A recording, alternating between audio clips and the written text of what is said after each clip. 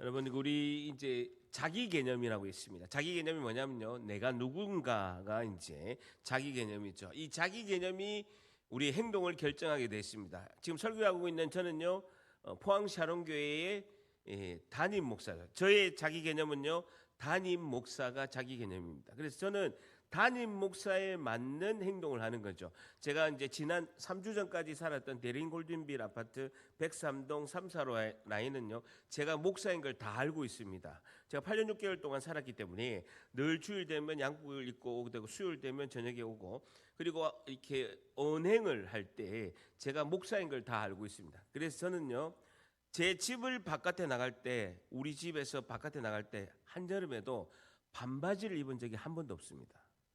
대린 골든빌 아파트 살면서 제가 집 밖을 나갈 때, 집 안에서 반바지 입죠. 근데 집 밖을 나갈 때는요, 반바지를 입은 적이 한 번도 없습니다. 그리고 제가 목사이기 때문에 설교를 할 때 아무리 덥고 아무리 추워도 넥타이를 안 매고 설교한 적이 한 번도 없습니다. 제 한 번도 없습니다. 그건 목사이기 때문에 그런 겁니다.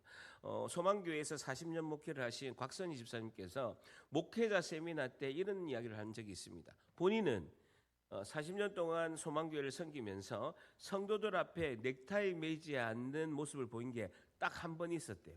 자기가 평생에 있어서 딱 실수였다는.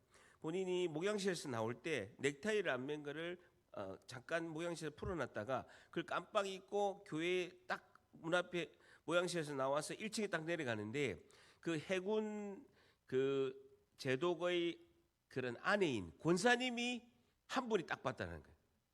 그분이 보고 내가 넥타이를 안 맸네 하고 다시 올라가서 넥타이를 맺고, 자기는 평생 한 번도 성도분에게 넥타이 매지 않는 모습을 보여준 적이 없다는 거예요.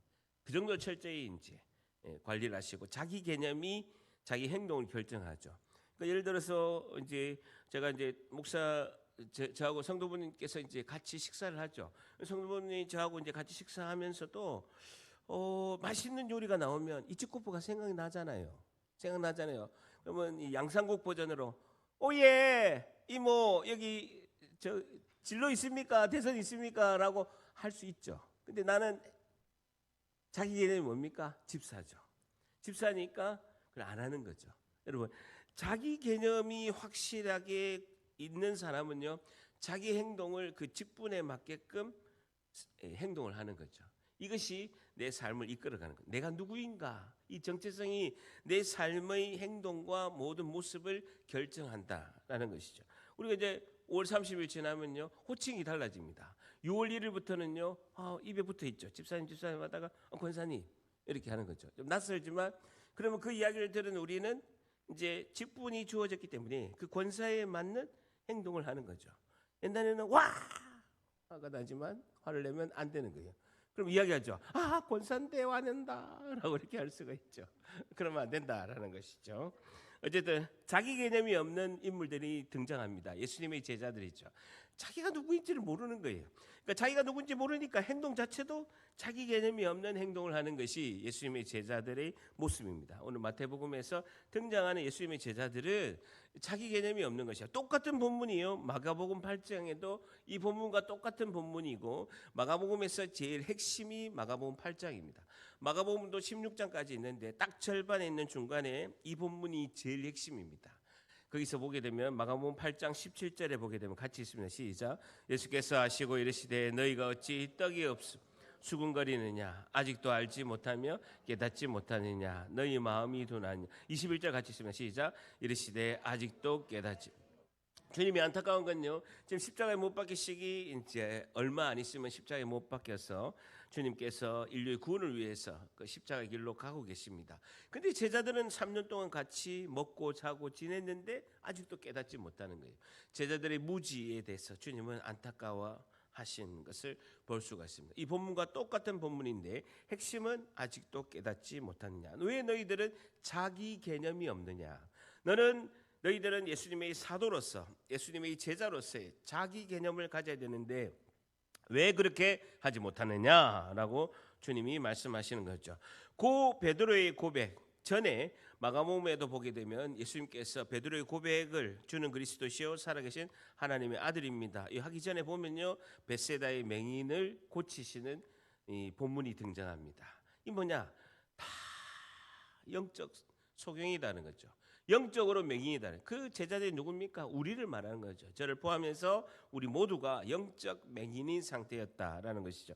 마가복음 8장 23절에도 예수께서 맹인의 손을 붙잡으시고 마을 밖으로 데려나가서 눈에 침을 뱉으시고 안수하시네 무엇이 보이느냐라고 하니까 쳐다보면 이르되 사람들이 보이나이다. 그런데 나무 같은 것들이 걸어가는 것이 보인다는. 우리가 예수님을 믿으면 영적 눈이 확 띄어야 되는데 그렇지 않다는 거예요. 나무 같은 것이 보였다가 잘 안 보였다가 좀 더 주님과 동행하고 주님을 알아가면 알아갈수록 하나님 말씀으로 주님을 알아가면 알아갈수록 영적 눈이 떠지는 거죠. 조금씩 밝아지는 것입니다. 그럴 때 완전히 우리 눈이 떠졌을 때 우리 고백이 뭐냐는 거죠. 우리의 영적 눈이 떠졌을 때 예수님은 누구신가?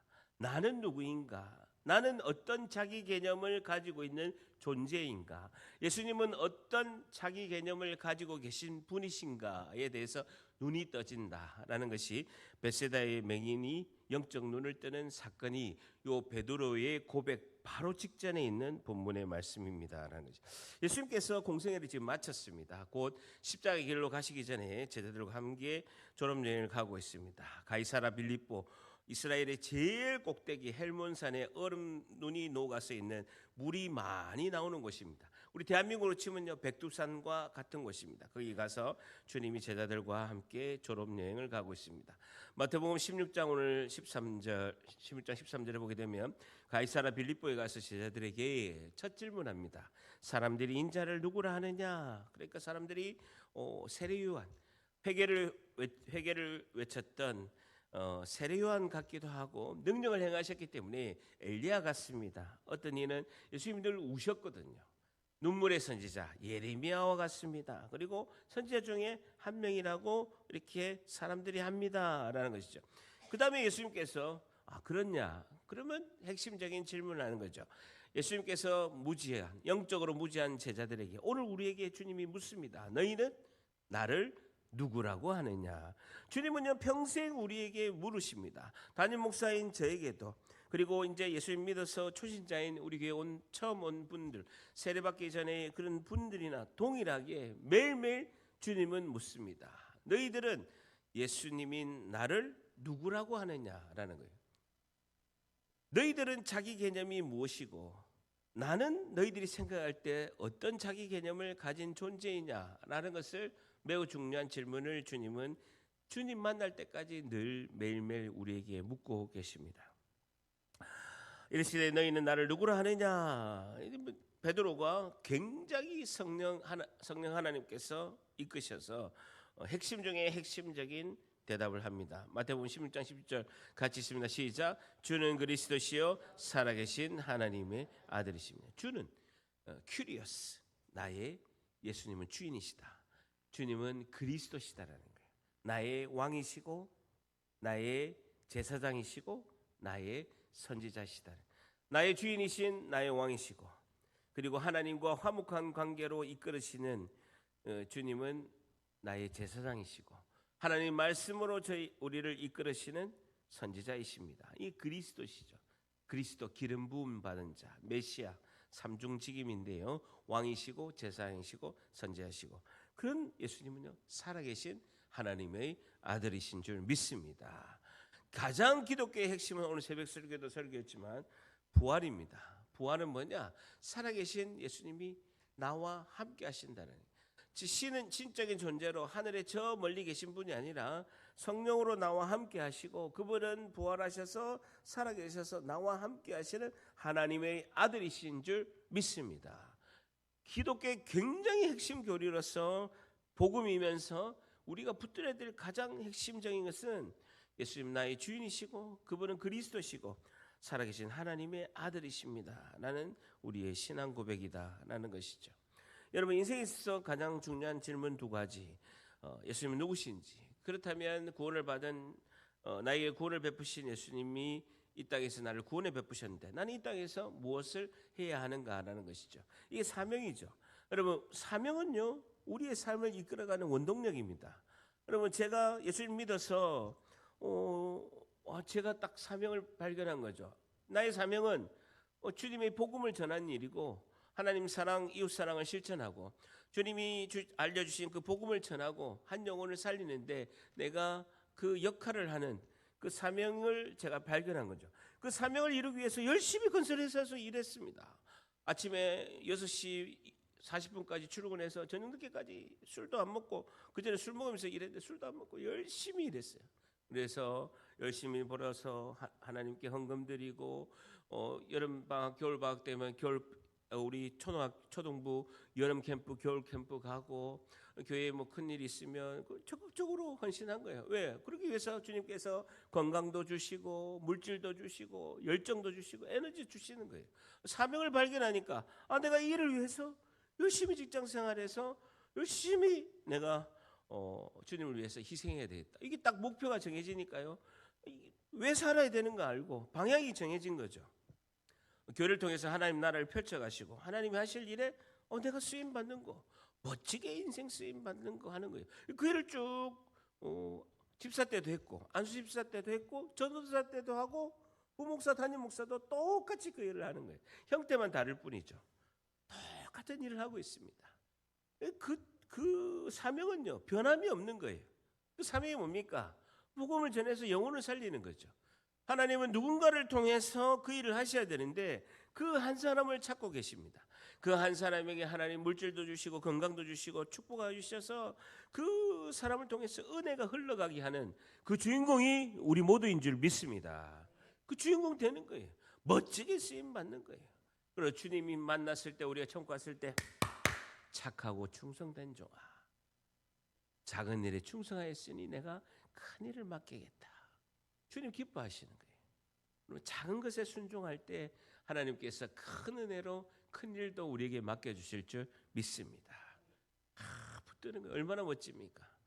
주님이 기뻐하시는 그 멋진 인생 한번 사는 거예요. 여러분, 우리가 처음에는요, 신앙 초기에는 뭐 주님의 존재를 우리가 처음에는 잘 모르잖아요. 말씀도 모르고 교회 생활도 잘 모르고 어떤 것이 신앙인가를 믿음인가를 잘 모를 때는 그냥 막연하게 예수님이 내 힘들고 어려울 때 기도의 대상이죠. 나의 문제를 해결해 주시고 내가 소원하는 거, 소망하는 거 들어주시는 분. 저도 처음에는요, 주님 이렇게 해주세요. 기도를 잘 모를 때는 여쭤보니까 하나님 우리 아버지 하고 소원 이야기하고 예수님의 이름으로 기도합니다. 이렇게 하라고 하더라고요. 그렇게 했는데요, 너무 잘 들어주셔. 3일을 넘긴 적이 없어요. 기도하면 아침에 기도, 새벽에 기도하면 저녁에 들어주시고. 이런 일이 있나?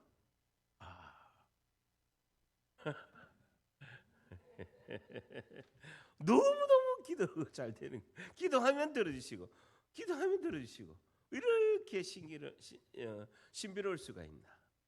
네, 그러면서 한 번씩 주님이요 제 마음 가운데 저를 울리시는 거예요. 사람을 통해서 저에게 그 사랑이 전달되니까 저 늘 울었어요.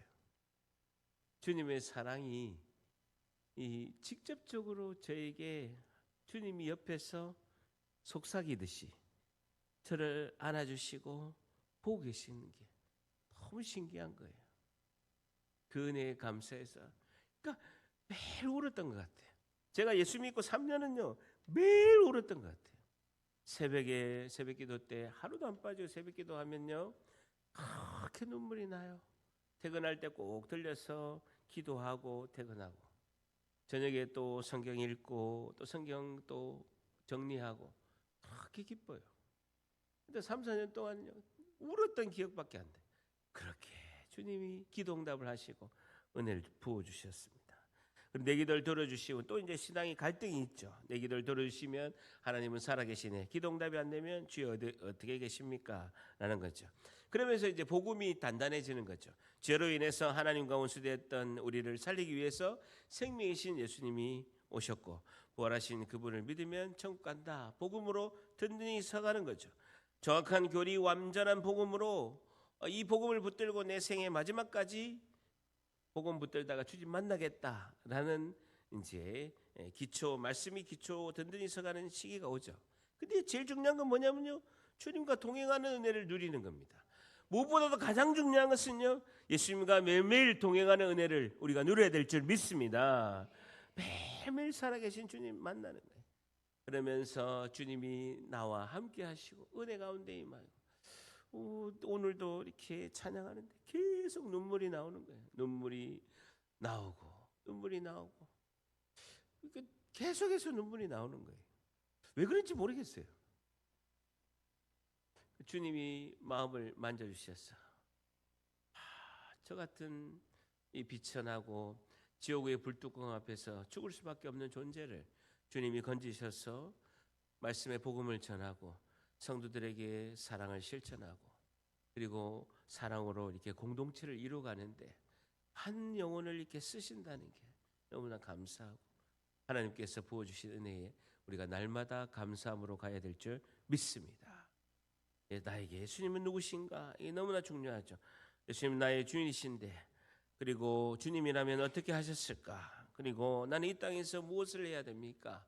이것이 우리에게 가장 사명이 이끄는 삶이다라는 주님 내가 이 땅에서 무엇을 해야 됩니까? 라는 것이죠. 오늘 CGN 그 기독교 방송을 이렇게 보게 되는데요.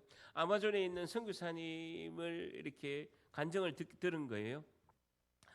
간증을 이렇게 듣는데 아내는 이제 간증 그 틀어놓고 이제 바쁘다고 가고 실제로 이제 제가 물 마시러 오다가 그 간증을 들은 거예요.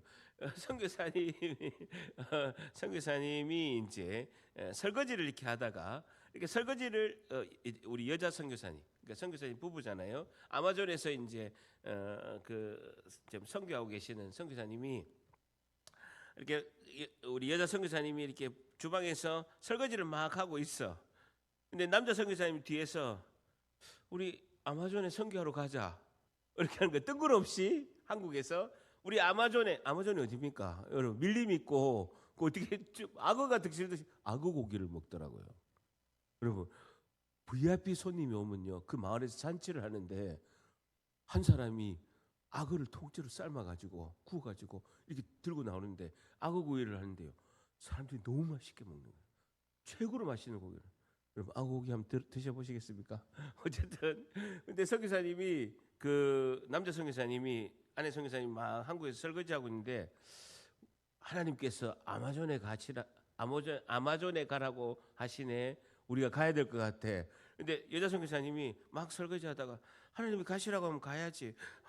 아마존 가야지 하고 그래가지고 바로 그 다음 주에 아마존 왔다는 거예요. 야, 저하고요 레벨이 다릅니다. 저랑 레벨이 달라요.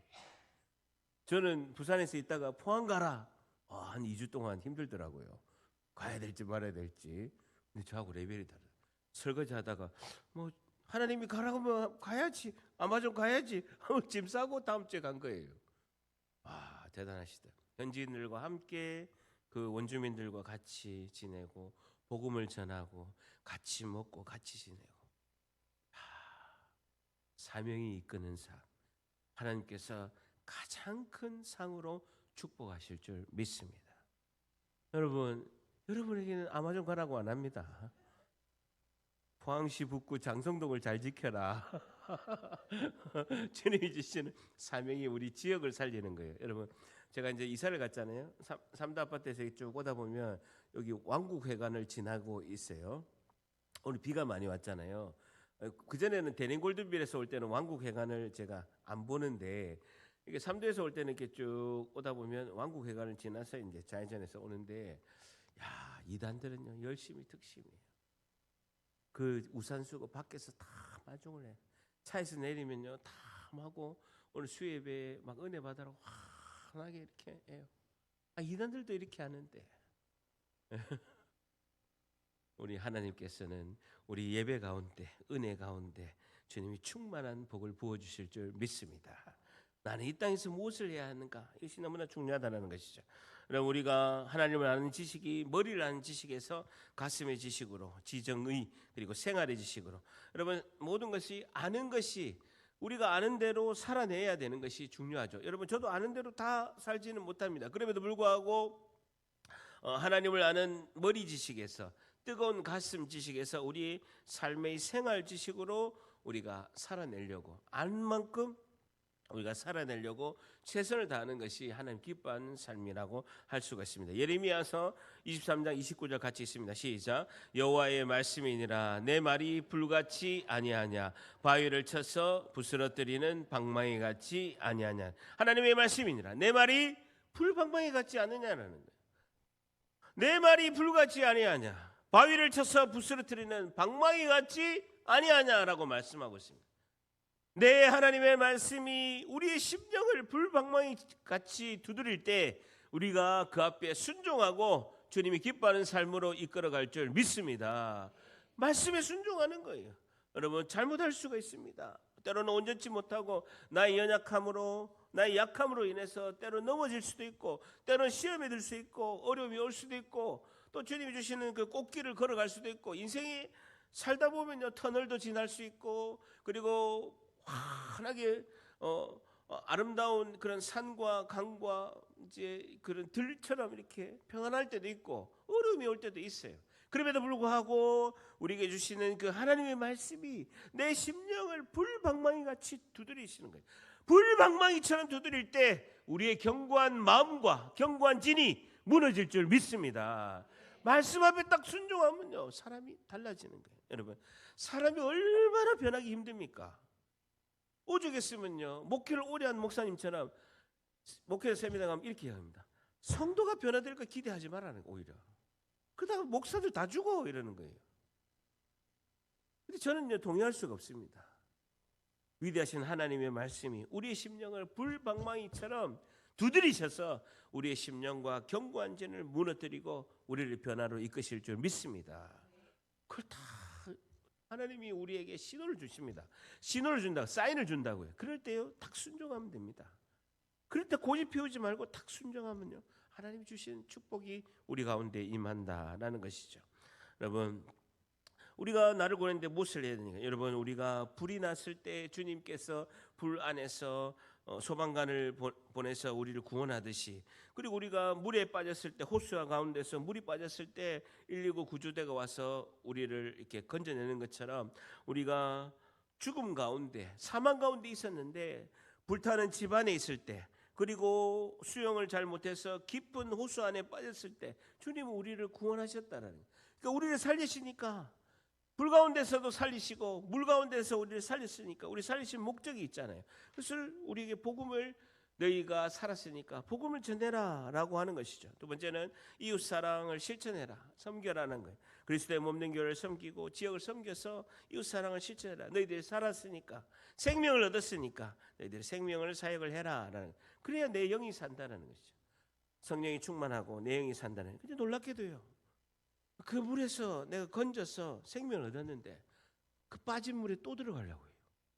그리고 불이 다 타서 무너지기 직전에 그 집에 불 다 타서 불이 다 꺼져가지고 그 집에 있다가 겨우 살았는데 불탄 집에 또다시 들어가려고. 이런 일이 일어난다. 주님이 나를 구원하신 것은요 다시는 들어가지 말라는 거예요. 다시는 그 탄 집에 들어가지 말고 그 깊은 호수 안에 들어가지 말라는 거예요. 그럼 뭘 했냐? 살았으니까 나같이 들어가려고 하는 사람들 그리고 집이 불이 나려고 하는 집에 들어가려는 사람들에게 전하는 거예요. 거기 가면 죽어요. 일어나오세요. 우리 살아야 돼요. 라고 전해라는 것입니다. 여러분 복음을 누구에게 제일 먼저 전합니까? 어디 갔어요? 복음을 제일 먼저 나에게 전해야 되는 거예요. 여러분 내가 은혜를 받아야 될 줄 믿습니다. 누구 은혜를 받아? 내가 받아야지 내가. 복음을 나에게 먼저 전하는 그게 기도죠. 말씀의 복음을 나에게 선포하는 거예요. 그러니까 가장 위대한 기도는요 선포 기도인 줄 믿습니다. 말씀으로 나에게 선포하는 거예요. 나에게 선포해서 내가 은혜를 받아서 그래서 남편에게 아내에게 그리고 우리 자녀에게 이 은혜가 흘러가야 될 줄 믿습니다. 제일 먼저 수혜자가 내가 돼. 내가 은혜를 받아야죠. 그러기 위해서는요 말씀을 계속 나에게 선포하는 거예요. 하나님 은혜가 이곳에 주님의 자비하심과 긍휼하심을 베풀어 주시고 하나님 오늘 우리에게 주신 그 말씀 붙들고 계속 선포하는 거예요. 설거지할 때도 선포하고 일할 때도 선포하고 길을 갈 때도 선포하고 운전할 때도 선포하고 계속 선포하는. 그러면 내 영이 살아서 성령의 충만함으로 한 영혼을 살리는 그 위대한 사역을 우리가 감당할 줄 믿습니다. 그게 가장 중요하다는 것입니다. 여러분, 사도 바울은 고린도전서 9장 14절에 이렇게 고백하고 있습니다. 이와 같이 주께서 복음 전하는 자들이 복음으로 말미암아 살리라 명하였나니라. 16절 같이 있습니다. 16절 17절 같이 있습니다. 시작. 내가 복음을 자랑할 것이 없으면 내가 부득불 할 일을 미라. 만일 복음을 전하지 아니하면 내게 화가 있을 것이로다. 내가 내 자유로 이것을 상을 얻으려니 내가 자유로 아니한다 할지라도 나는 사명을 받았노라. 나는 사명을 받았노라. 전해야 내가 산다는 거. 내가 살아야 우리 가정을 살리고 이웃을 살리고 우리 지역을 살릴 줄 믿습니다. 내가 전하지 않으면요 방법이 없는 거예요. 내가 전해야 돼요. 내가 전하면 내가 산다는 것이죠. 내 상이 무엇이냐? 내가 복음을 전할 때 값없이 전하고 복음을 말미암아 내게 있는 권리를 다 쓰지 않은 것이 이것이로다. 내가 모든 사람에게 자유로나 스스로 모든 사람에게 종이 된 것은 더 많은 사람을 얻고자 하나님께서 나를 꽉 종으로 복음을 전하는 종으로 꽉 붙들고 계시다라고 이렇게 말씀하고 있습니다. 고린도후서 4장 5절에도 보게 되면요 같이 있습니다. 시작. 우리는 우리를 전파하는 것이 아니라 오직 그리스도 예수의 주 되신 것과 또 예수를 위하여 우리가 너희의 종된 것을 전파하라. 예수님이 우리의 주인 되신 것과 우리가 예수를 위하여 우리가 종이 된 둘로스 주님이 통치하시고 이끄신 대로 순종하는 그 종이 된 것을 전파함이라. 어두운 데서 빛이 비치라 말씀하셨던 그 하나님께서 예수 그리스도의 얼굴이 있는 하나님의 영광을 아는 빛을 우리 마음에 주님이 빛 대신 예수 그리스도의 은혜를 비추셨느니라. 사도행전 10장 44절을 보면 베드로가 이 말할 때 성령이 말씀 듣는 모든 사람에게 내려오시니 베드로와 함께 온 할례 받은 신자들이 이방인들도 성령을 부어주시므로 말미암아 놀란다라고 말씀하고 있습니다. 우리가 성령 하나님의 인도하심을 따라 순종할 때 주님이 주신 그 사명이 우리를 붙들고 승리하며 오늘도 담대히 나가는 우리 모두가 되시기를 예수님의 이름으로 간절히 축복합니다. 기도하겠습니다. 하나님 감사합니다.